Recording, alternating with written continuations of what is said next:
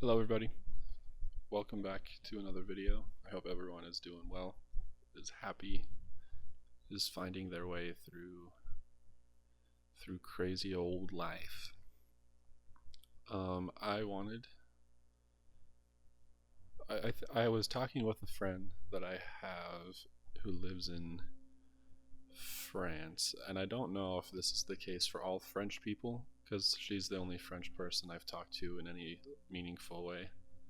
And we've been friends for like years now. And we were sending voice messages back and forth, and she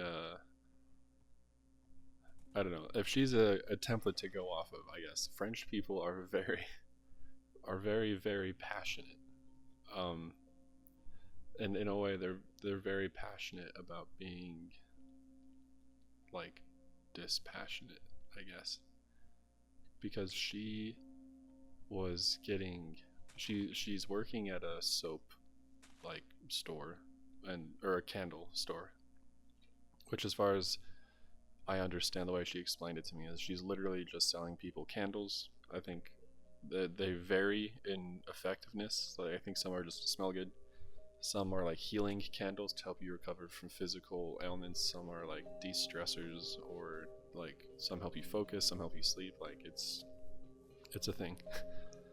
And I I don't know if she believes that the candles do any of that, but she certainly doesn't care. She she was lamenting to me about a few things. One of them being, two of them being that one, she doesn't feel like people need that, and she hates working there because she's not like putting forth any benefit to humanity or society. Like people don't need candles, and if people need like, if someone's depressed or sick enough to the point where they feel like they need to buy a candle to help them heal, then they should be doing like something else with their time and money instead of buying a candle. And then second, and this is really the point of this is really the point of the thoughts I have. She was saying how she goes to work, and sorry, I guess I don't think this isn't her first job, but I think it's her first like retail job. So keep that in mind. But she was saying how she goes to work, and then she comes back at like 8 or 9, or she's back home by 9, I think is what she said. And then she's a night owl, and she has like plans and stuff, but she just doesn't feel energized or passionate enough to like pursue them. Like the day we were talking, she was telling me that she had to cancel plans with a friend who was visiting from northern France because by the time she got off work, she was just so drained and her soul was so like sucked that she didn't have what it took to go see her friend. And she has a podcast that she's working on as well, and that's like her like hobby, like passion project thing. She was saying that she wasn't even doing that anymore. She said she has a few episodes that she wants to work on, that she could edit and like publish, but it's too much, and she just doesn't have enough passion left after work in order to actually do the thing she wants to do. And so we talked about that, and it was an interesting and I think universal thing where I think a lot of people have like suffer from the situation of you go to work like to, you know, like have food and a house, and if you're lucky get paid enough to also like buy cool things, um like recreational things, um but often, not with everybody, but I think often enough that it's like an issue. I think people work hard enough and long enough that by the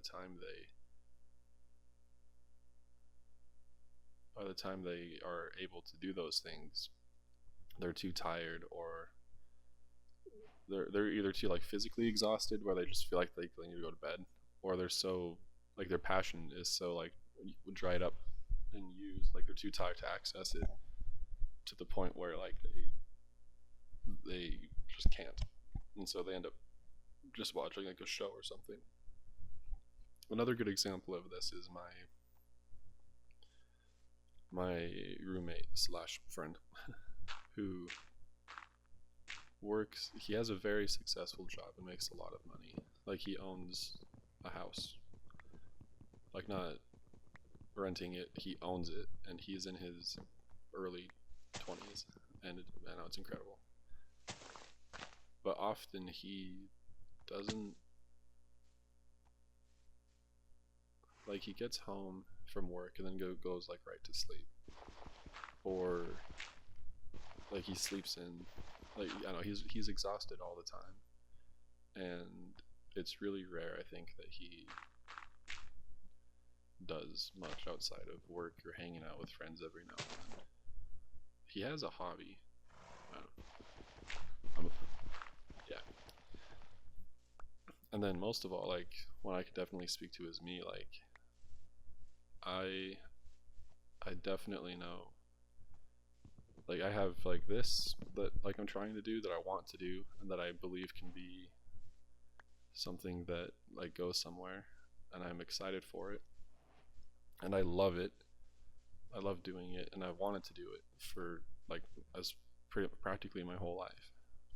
But there's so many times where like if anything, like work takes so much that if anything outside of just exactly a set schedule of like work and then coming home and doing this, if anything disrupts that even minorly, then emotionally and mentally I'm just too exhausted to try and sit down and do it. Which sucks, and I don't like the idea that we're supporting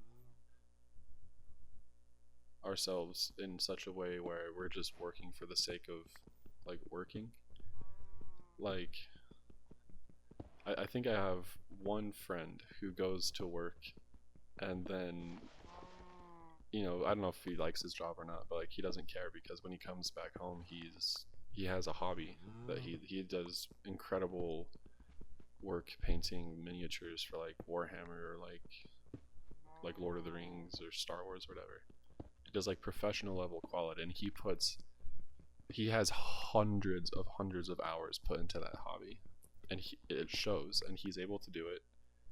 I'm sure he gets burned out like everybody, but it's definitely not a huge issue for him. And he works at like a DMV, which in my mind sounds like torture. And now, like usual, I'm just kind of rambling here, so bear with me. But through all this, there's something that I I think back to a lot, which was when I was in junior high. That was my first brush, not even brush. That was like my full-on like fist fight with mental illness, and it beat the shit out of me. And that was like the first time I think I really understood like what it's like to not have passion, and to feel feel the overwhelming fear and just misery of feeling like I can't succeed and I shouldn't succeed. I don't deserve to succeed. Of feeling like people were actively out like against me. Um, and I mean that sucked, and everybody feels that at some point, I think. But at the time, I think something that actually really helped me um, was parkour. Um, and I was extremely passionate about that. Like I was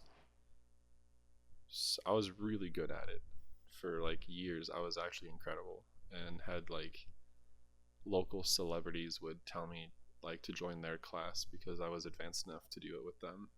And I I don't do it anymore. I'd like to, but that's a separate thing to talk about. But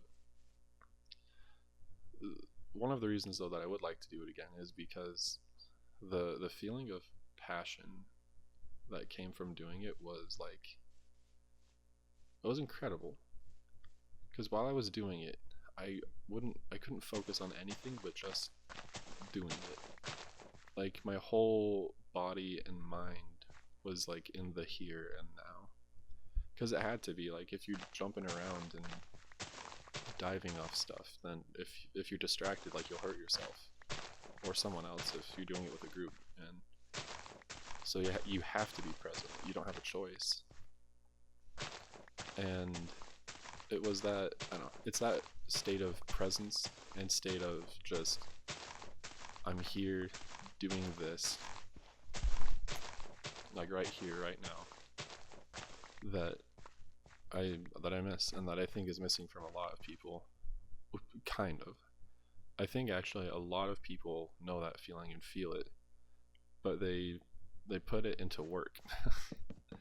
Like they have that sense of presence and urgency, but they have it for their work setting where they're deprived and hate what they're doing, but they're afraid. It's like the same thing with like the parkour where like you have to be, otherwise you'll hurt yourself or like you'll like screw up. And it's the same thing at work, like you have to be, otherwise you get in trouble and you lose your job and then you can't afford anything, and that's even more stressful. And I think I would like to encourage, well, here, I was reading How to Thrive by, or How to Flourish, sorry, by Aristotle, and I just read a part about deliberacy, where you're, like, the difference between actions and reactions and what that means. And he gives an example of if you throw a rock, once, like, yes, it's true, once the rock leaves your hand, whatever it hits is the rock's doing, but you decided to hold the rock and you decided to wind up the rock and you decided to throw the rock. And so therefore the reason why, like, if you throw a rock and it breaks a window, the reason why it's your fault that the window broke and not the rock is because you had opportunity after opportunity to not throw the rock, and yet you every chance you had to not throw it up until that point, you chose to. And I think that's a really simple concept. Like, we're all taught it as kids, where we're told like if you do something bad, like, you get put in timeout, you can't play games, you can't see your friends, you can't go outside, you have to sit in your room and like clean it or whatever. I don't know, whatever was punishment for you. But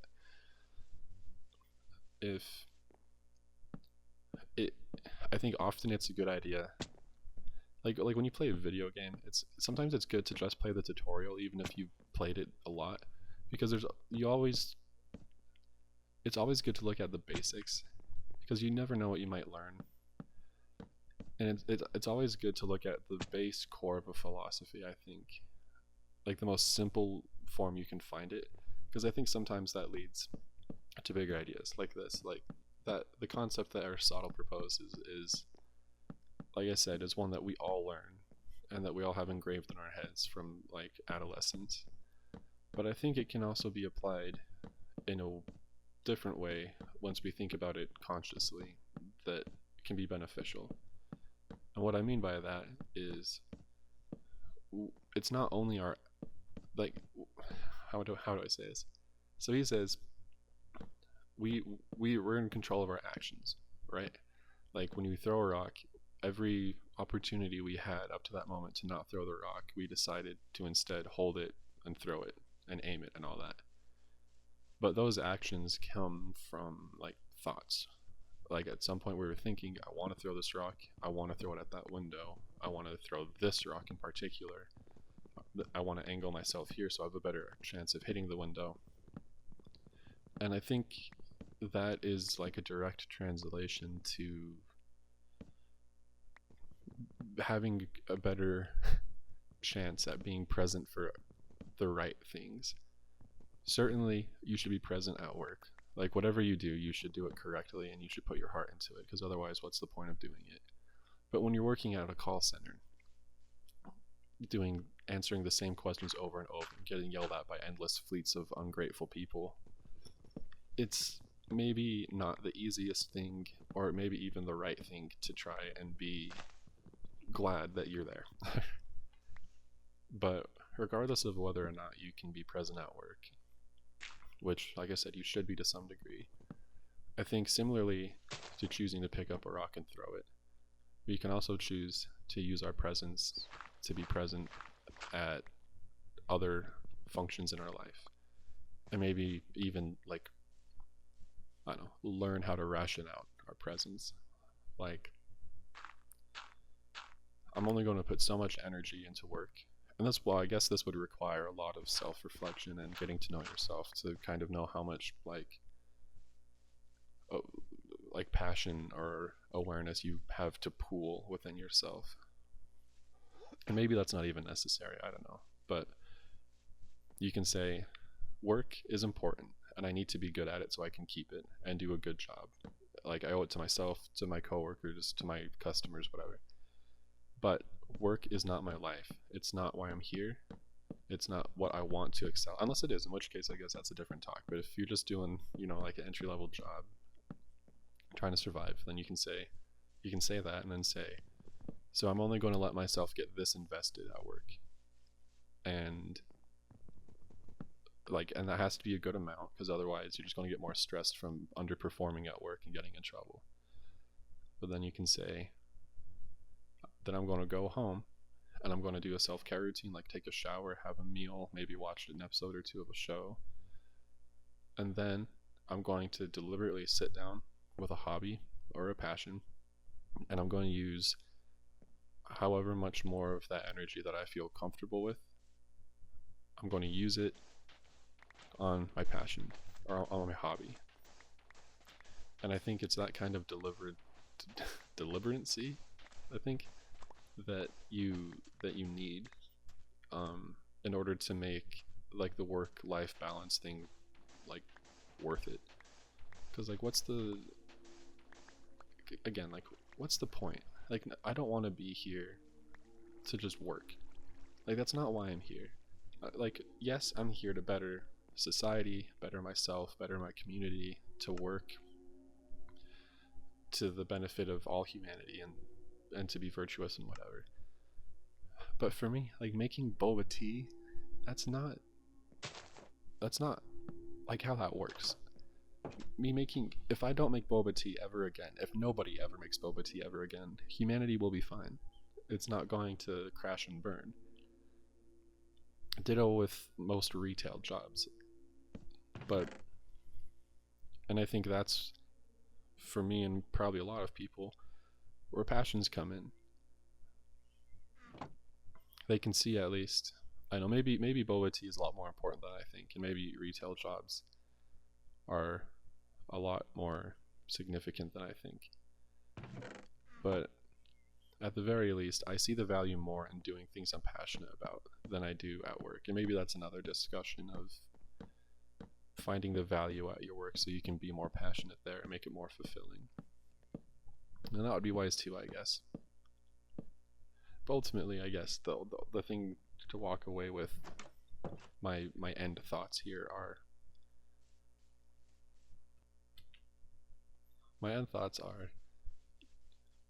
you are, I guess, what you define yourself as.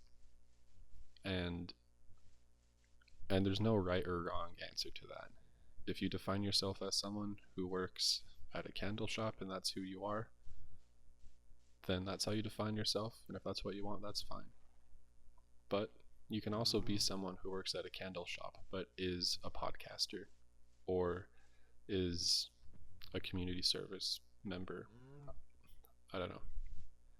Just, you're more than just your job. You are what you put into society and what you want to be. You just have to strive for it and do your best to achieve it. And it's not easy. I'm not trying to say it's easy. It's so hard, but it's doable. And I really do believe that we all have what we need to make us who we want to be. And you just have to keep trying and not let dumb things psych you out. Anyway, I hope that was an impactful resolution. But in any case, thank you all for watching. I'm glad you're all here, and it means a lot to me that you are. Hope you have a good one. Bye.